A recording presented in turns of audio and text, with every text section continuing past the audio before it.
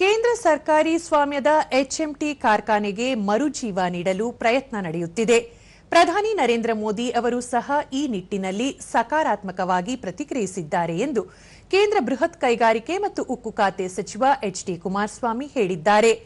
ಬೆಂಗಳೂರಿನಲ್ಲಿ ನಿನ್ನೆ 80ನೇ ಸ್ವಾತಂತ್ರ್ಯ ದಿನಾಚರಣೆ ಸಂದರ್ಭದಲ್ಲಿ ಎಚ್ಎಂಟಿ ಬಿಡುಗಡೆ ಮಾಡಿದ್ದ ವಿಶೇಷ ಆವೃತ್ತಿಯ ಕೈಗಡಿಯಾರಗಳ ಖರೀದಿಗೆ ಸಾರ್ವಜನಿಕರು ಸಾಲುಗಟ್ಟಿ ನಿಂತಿದ್ದ ಹಿನ್ನೆಲೆಯಲ್ಲಿ ಅವರು ಸಂತಸ ವ್ಯಕ್ತಪಡಿಸಿದ್ದು, ಎಚ್ಎಂಟಿ ಕಾರ್ಖಾನೆಯ ಪುನಶ್ಚೇತನಕ್ಕೆ ಕ್ರಮ ಕೈಗೊಳ್ಳುತ್ತಿರುವುದಾಗಿ ಮಾಧ್ಯಮ ಹೇಳಿಕೆಯಲ್ಲಿ ತಿಳಿಸಿದ್ದಾರೆ.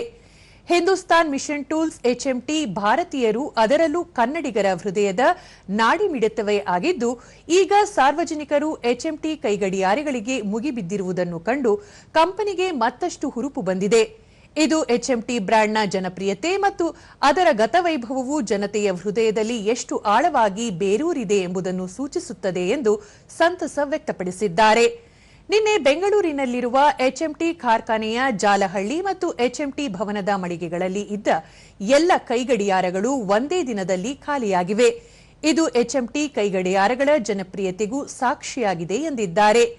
80ನೇ ಸ್ವಾತಂತ್ರ್ಯ ದಿನಾಚರಣೆ ಹಿನ್ನೆಲೆಯಲ್ಲಿ ಎಚ್ಎಂಟಿ ತ್ರಿವರ್ಣ ಧ್ವಜ ಹಾಗೂ ಗಂಡಬೇರುಂಡ ಚಿತ್ರಗಳನ್ನು ಹೊಂದಿರುವ ವಿಶೇಷ ವಾಚ್ಗಳನ್ನು ಬಿಡುಗಡೆ ಮಾಡಿತ್ತು.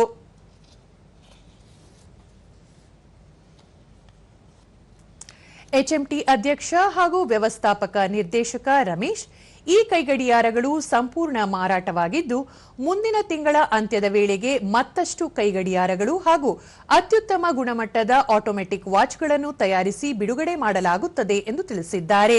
ಆಟೋಮೆಟಿಕ್ ಮಾಡಿದೀವಿ ಅಂಡ್ ಬಹಳಷ್ಟು ರೆಸ್ಪಾನ್ಸ್ ಸಿಗ್ತಾ ಇದೆ. ಇದರಿಂದ ಏನೋ ನಾವು ಒಂದು ರೆಸ್ಪಾನ್ಸ್ ಅಂದ್ರೆ ನಮ್ಮ ಶೋಲ್ಡರ್ ಅಲ್ಲಿ ರೆಸ್ಪಾನ್ಸಿಬಿಲಿಟಿ ಇದೆ. ಡೆಫಿನೆಟ್ಲಿ ನಾವು ಅದಕ್ಕೆ ತగ్గಂಗೆ ಕಷ್ಟಪಡ್ತೀವಿ. ಅವರು ಬೆಂಬಲದಿಂದನೇ ನಾವು ಮುಂದುವರಿತಾ ಇದ್ದೀವಿ.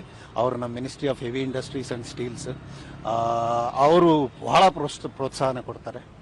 ಅದರಿಂದನೇ ನಮ್ಮ entire team of HMT is working for that. ನಾನು ಹೆಮ್ಮೆಯಿಂದ ಹೇಳ್ತೀನಿ, ನಮ್ಮ entire team is working towards getting back the old glory ಅಂತಾನೆ ಹೇಳ್ತೀನಿ.